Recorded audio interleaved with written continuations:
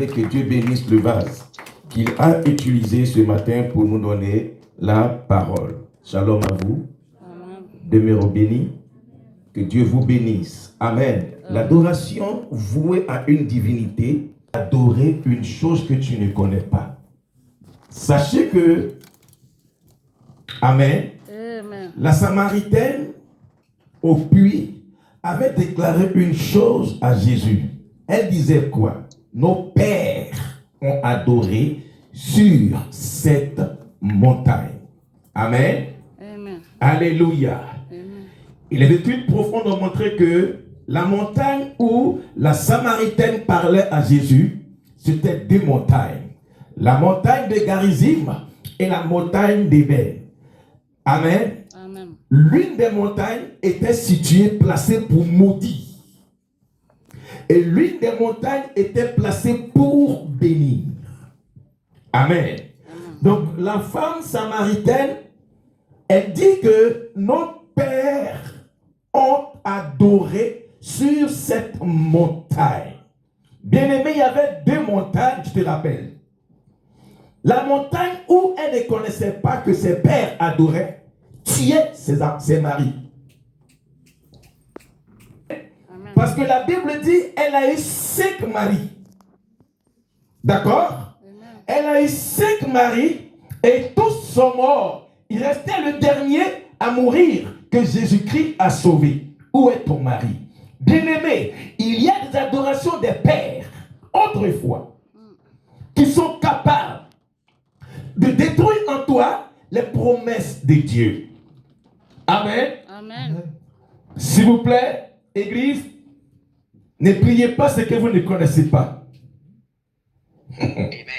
Et même si cela provient d'une personne âgée, même si cela provient d'une personne qui a les cheveux blancs, ne priez pas ce que vous ne connaissez pas. Alléluia. Amen. Alléluia. Et parce que la barbe et les cheveux blancs ne sont pas synonymes de sagesse. La barbe et les cheveux blancs ne sont pas synonymes de sagesse. Parce que le bouc a une barbe. S'il vous plaît, affichez-moi Apocalypse 19, on me dit vas-y, verset 9 à 10. Et je vous donne la prière. À qui ce message a été véhiculé? Amen. Alors, acclame très fort le Seigneur. A aussi le tube du sang que nous avions et que nous portons en nous. Écoutez-moi bien, Église. Apocalypse 19, verset 9 à 10. J'ai la parole de Dieu. Sois béni. Et l'ange me dit, écris. heureux ceux qui sont appelés Oui, au festin de noces de l'agneau. oui. Et il me dit, ces paroles sont les véritables paroles de Dieu. Oui. Verset 10. Au verset 10. Et j'ai tombé à ses pieds. Et j'ai tombé à ses pieds. Pour l'adorer. Ok. C'était l'entretien entre Jean sur l'île de Patmos avec l'ange qui était venu aussi autrefois voir Marie. Amen. Amen. Maintenant, Marie, elle a reçu une salutation parce que l'ange qui était venu était l'ange qui se tenait devant Dieu, qui était le missionnaire de ce temps. Maintenant, ici, on nous parle de Jean dans l'île de Patmos face à une révélation en devenir et à venir. Alors, il dit, écris ces paroles-là, car c'est des paroles qui sont venues dans le futur. Maintenant, il supplie que l'ange puisse dialoguer avec lui, lui qui est humain. Mais il me dit, garde-toi de le faire. Garde-toi de m'adorer, moi, l'ange. Je suis ton compagnon. Je suis ton compagnon de service. Amen. Amen. C'est pas ton identité spirituelle qui t'adore n'importe quoi. Il dit, suis ton compagnon de service. Donc, celui qui sait Dieu est aussi appelé comme un missionnaire sur la terre parce qu'il est l'ambassadeur du ciel sur la terre. Amen. Un chrétien qui adore Dieu. Et celui de tes frères, Oui. qui ont le témoignage de Jésus. Qui ont le témoignage de Jésus. Mais tu n'as même pas le témoignage de Jésus et tu veux adorer quoi? Les fétiches. Adore Dieu. Adore Dieu. Car le témoignage de Jésus Oui. est l'esprit de la prophétie. Alléluia. Acclame très fort. Alors, Église, qui est Dieu? Qui est Jésus? Et qui est le Saint-Esprit? Donnez-moi un spell, s'il te plaît, c'est Jean 14, verset 8. Vous allez voir qui est Jésus.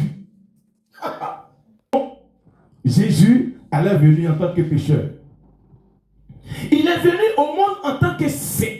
C'est pourquoi Joseph n'a pas touché Marie. Or, toi, pour venir au monde, ton père et ta mère sont allés ensemble. Amen. Amen. Ton père et ta mère sont allés ensemble. Ils t'ont fait venir au monde par le canal du sang des deux messieurs, des deux personnes du moins. Amen. Mais Marie, c'est le Saint-Esprit qui est venu faire immaculer Jésus. Donc elle portait Dieu en son sein. Le Saint-Esprit qui est en toi, c'est Dieu en toi. Amen. Mais si tu n'as pas le Saint-Esprit, tu n'as pas Dieu en toi. C'est pourquoi un chrétien qui n'a pas le Saint-Esprit, il est à vide. Il n'a pas Jésus. L'église, c'est le surnaturel. L'église, c'est le Saint-Esprit habitant en toi. Jean 14. Jean 14, verset 8. Oui.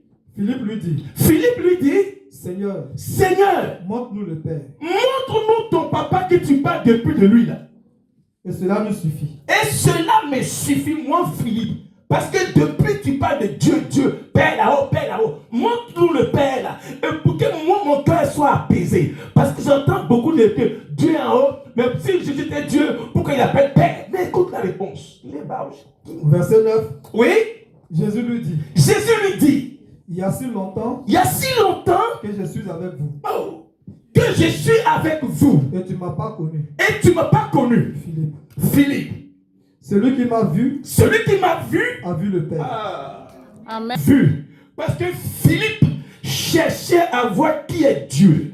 Alors il dit, celui qui m'a vu a vu Dieu. Amen. Donc c'était Dieu qui était là. Pourquoi? Parce que les yeux de Philippe étaient bornés. Il dit, aussi longtemps que j'étais avec vous, tu n'as pas cru que c'était Dieu qui était là avec toi. Comment dis-tu, montre-nous le Père? Oui. Verset 10. Oui. Ne crois-tu pas que je suis dans le Père? Ne crois-tu pas que je suis?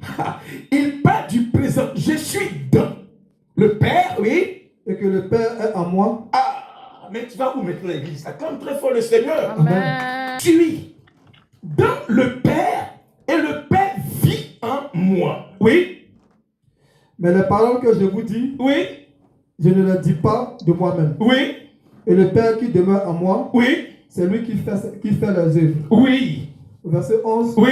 Croyez-moi. Croyez-moi. Je suis dans le Père. Je suis dans le Père. Et le Père est en moi. Amen. Amen. Alléluia. Amen. C'est tout, Serge. Ça là, tu n'es pas obligé d'aller faire école pastorale comme moi. Laisse tomber. Jésus dit que le Père, comme ça, habite en lui.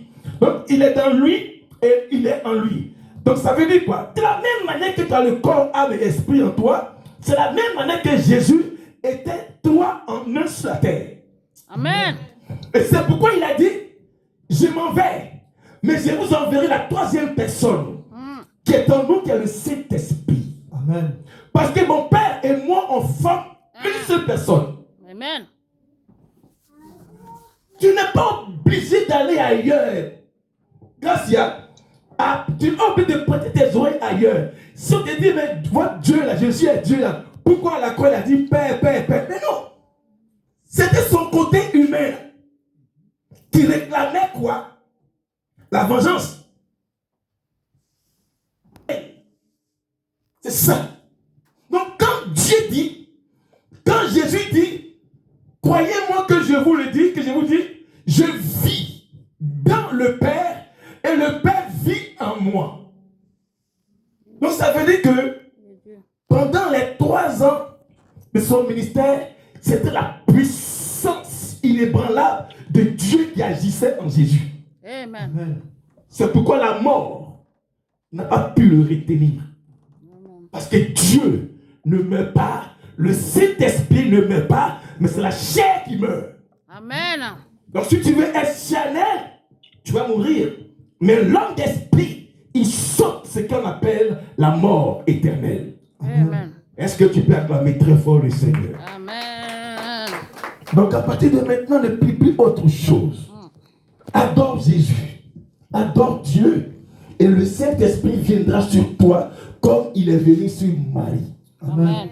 Amen. Amen. Parce que Marie elle-même, elle a dit à l'ange que l'ange n'a pas regardé, Dieu n'a pas regardé ses péchés, mais ce n'est pas plus grâce.